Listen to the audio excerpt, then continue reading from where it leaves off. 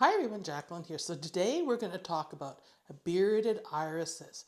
Fall is one of the times of the year that you can plant irises, fall and spring. So usually every fall I will pick some irises that I want to plant. And this year I ordered the Incredible Iris Collection from Veseys, which contained a number of beautiful colors of irises that I thought would be a great addition to the garden.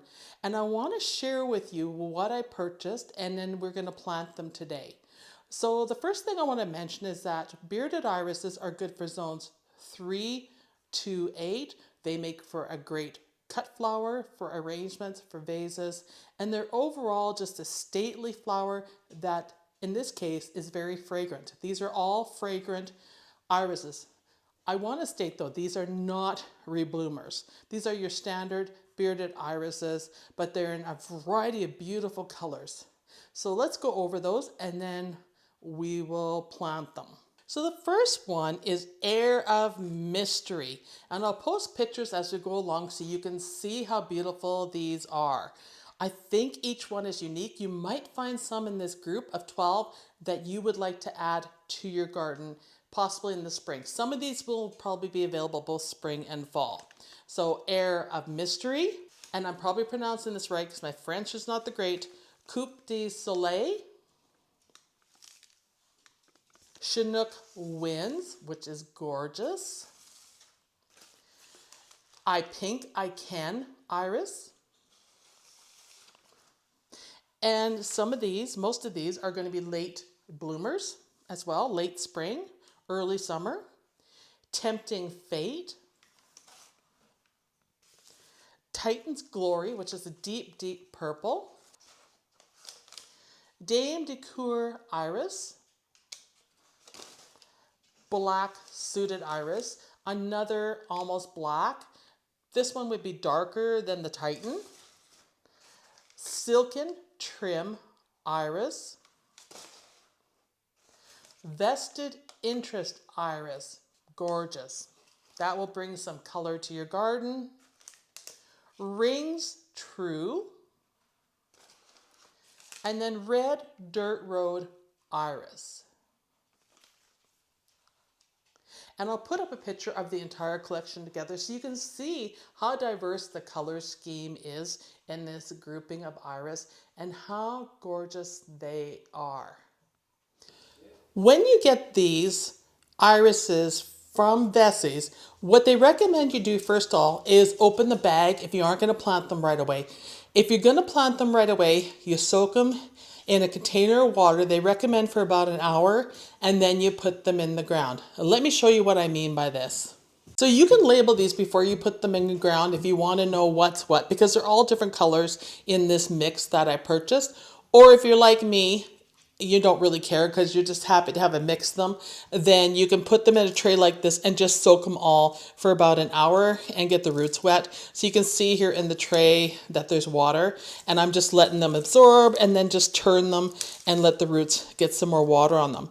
I'm not concerned about these being dry, because they've been packaged up and we've got some really good shoots here on the roots if you look at them on the rhizomes. So they look really good and healthy, and some of them even have some green shoots on them. You can see that there.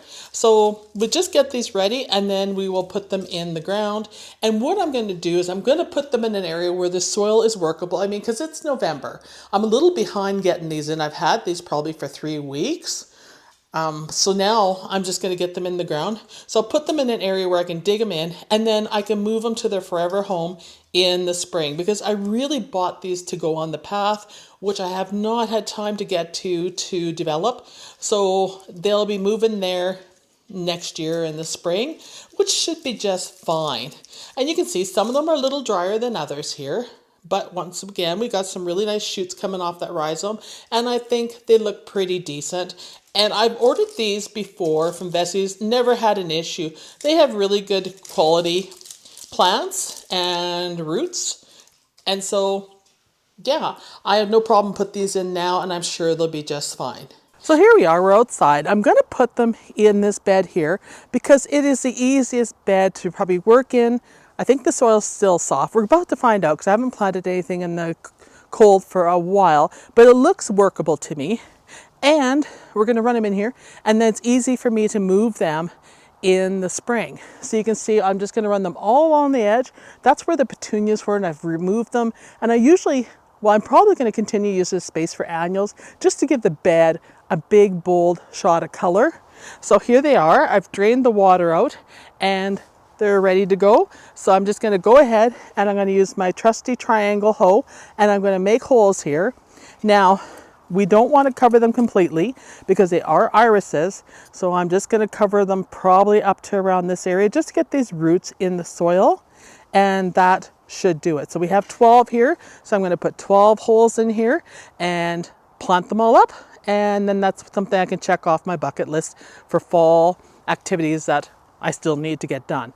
I still need to do another big cleanup out here too. If the weather's going to hold, I'll be doing that, and I'll take you along in that journey too. You know, fall cleanup just never ends, does it? But the more we do now, we don't have to do in the spring. But let's get these in because it's getting cold on my hands. I'm going to need to wear gloves, and we're going to lose sunlight soon.